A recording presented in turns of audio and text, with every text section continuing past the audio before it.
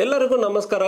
ನಾನು ಬೆಂಗಳೂರು ಸಿಟಿಲಿಂದ Ramarajan DCP command centre ಮಾತಾಡ್ತಾ ಇರೋದು.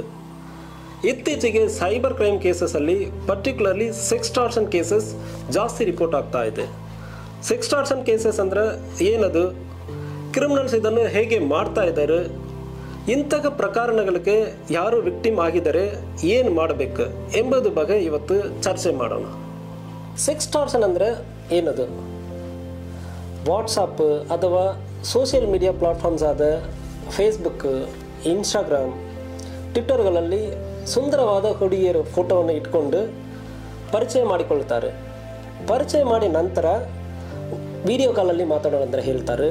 ಕೆಲವೊಂದು ಬಾರಿ ಚಾಟ್ ಮಾಡುವಾಗ ಸಮಯದಲ್ಲಿಯೇ ವಿಡಿಯೋ ಕಾಲನ್ನು ಕ್ರಿಮಿನಲ್ಸೇ ಇನಿಷಿಯೇಟ್ ಮಾಡ್ತಾರೆ. ಎದುರುಗಡೆ ಇರುವ ಅವರ ಕ್ಯಾಮ್ರಾ ಮುಂಚೆ ಪ್ರೀ ರೆಕಾರ್ಡೆಡ್ ಪಾನ್ ವಿಡಿಯೋಸ್ ಯಾವುದು ರೆಡಿ ಇಟ್ಕೊಂಡಿರ್ತಾರೆ.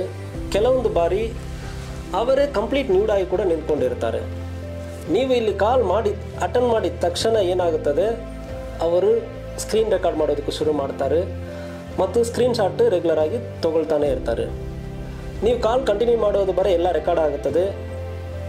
ಕಾಲ್ ಡಿಸ್ಕನೆಕ್ಟ್ ಆದಮೇಲೆ ನಿಮ್ಮನ್ನು ಕಾಂಟ್ಯಾಕ್ಟ್ ಮಾಡ್ತಾರೆ.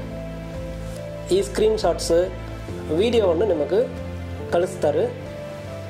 ನಮ್ಮ ಅಕೌಂಟಕ್ಕೆ ದುಡ್ಡನ್ನು ಕಳಿಸಬೇಕು, ಇಲ್ಲ ಅಂದರೆ ಈ ಸ್ಕ್ರೀನ್ ಶಾಟ್ಸ್ ವಿಡಿಯೋವನ್ನು ನಿಮ್ಮ ಫ್ರೆಂಡ್ಸ್ಗೆ ಮತ್ತು ನಿಮ್ಮ ಮನೆಯವರಿಗೆಲ್ಲ ಕಳಿಸಿ ಅಂದರೆ ಎದುರಿಸ್ತಾರೆ. ಕ್ರಿಮಿನಲ್ಸ್ಗೆ ಒಂದು ದೊಡ್ಡ ಅಸ್ತ್ರ ಏನಂದರೆ ನಿಮ್ಮ ಭಯನೇ ಅವರ ದೊಡ್ಡ ಅಸ್ತ್ರ. ಸೊ ಅದರಿಂದ ಫಸ್ಟ್ ಆಫ್ ಆಲ್ ಗಾಬರಿ ಆಗುವುದು ಬೇಡ. ನಿಮಗೆ ಭಾಳಷ್ಟು ಅವಕಾಶ ಇರ್ತದೆ. ಏನೇನು ಅವಕಾಶ ಅಂದರೆ ಹೇಳ್ತೀವಿ. ಒಂದು, ಯಾರಿಗೂ ಗೊತ್ತಿಲ್ಲದೆ ಅನಾನಿಮಸ್ ಆಗಿ ಕಂಪ್ಲೇಂಟನ್ನು ಮಾಡಬಹುದು. www.cybercrime.gov.in ಆ ವೆಬ್ಸೈಟಿಗೆ ಹೋಗಿ ನಿಮಗೆ ಘಟನೆ ಏನೇನು ಆಗಿದೋ ಅದೆಲ್ಲ ಎಂಟ್ರಿ ಮಾಡಿ ರಿಜಿಸ್ಟರ್ ಮಾಡಬಹುದು. ಇದರಲ್ಲಿ ನಿಮ್ಮ ಹೆಸರು, ಫೋನ್ ನಂಬರ್ ಯಾವುದು ಕೂಡ ಕೊಡೋದಕ್ಕೆ ಬೇಕಾಗಿಲ್ಲ. ಘಟನೆ ಮತ್ತು ಕ್ರಿಮಿನಲ್ ಡೀಟೇಲ್ಸ್ ಮಾತ್ರ ಹೋಗುತ್ತದೆ. ಅವನ ಅಕೌಂಟ್ ನಂಬರ್ ಮತ್ತು ಅವನ ಫೋನ್ ನಂಬರ್ ಎಲ್ಲ ಹೋಗುತ್ತದೆ. ಅದು ಮೂಲಕ ನಾವು ರೆಕಾರ್ಡ್ ಮೇಂಟೈನ್ ಮಾಡ್ತೀವಿ, ಆ್ಯಕ್ಷನ್ ತೊಗೊಳ್ತೀವಿ. ಎರಡನೇದು 1930 ಅಥವಾ 112ಗೆ ಕರೆ ಮಾಡಿ ಏನು ಘಟನೆ ಆಗಿದೆ ಮತ್ತು ಯಾವ ಅಕೌಂಟಿಗೆ ದುಡ್ಡು ಕಳಿಸಿದ್ದಾರೆ ಅಂದರೆ ಡೀಟೇಲ್ಸನ್ನು ಕೊಡ್ತೀರಂದ್ರೆ ಕ್ರಿಮಿನಲ್ ಅಕೌಂಟನ್ನು ಫ್ರೀಸ್ ಮಾಡ್ತೀವಿ, ಅವನ ನಂಬರನ್ನು ಬ್ಲಾಕ್ ಮಾಡ್ತೀವಿ. ಮತ್ತು ಇದಲ್ಲದೆ ಹತ್ತಿರ ಇರುವ ಸೆನ್ಸೇಷನ್ಗೆ ಹೋಗಿ ರಿಟರ್ನ್ ಕಂಪ್ಲೇಂಟ್ ಕೊಟ್ಟು FIR ಮಾಡುವುದಕ್ಕೆ ಅವಕಾಶ ಇರುತ್ತದೆ.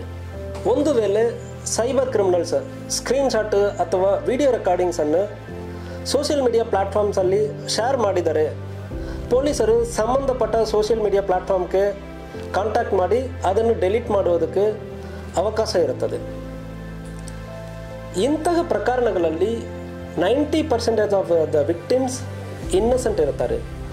ಆದ್ದರಿಂದ ಮನೆಯವರು ಮತ್ತು ಫ್ರೆಂಡ್ಸ್ ಡೌಟ್ ಮಾಡುವುದನ್ನು ಬಿಟ್ಟು ಅವರಿಗೆ ಸಪೋರ್ಟ್ ಮಾಡಿ. Let's fight against these cyber criminals.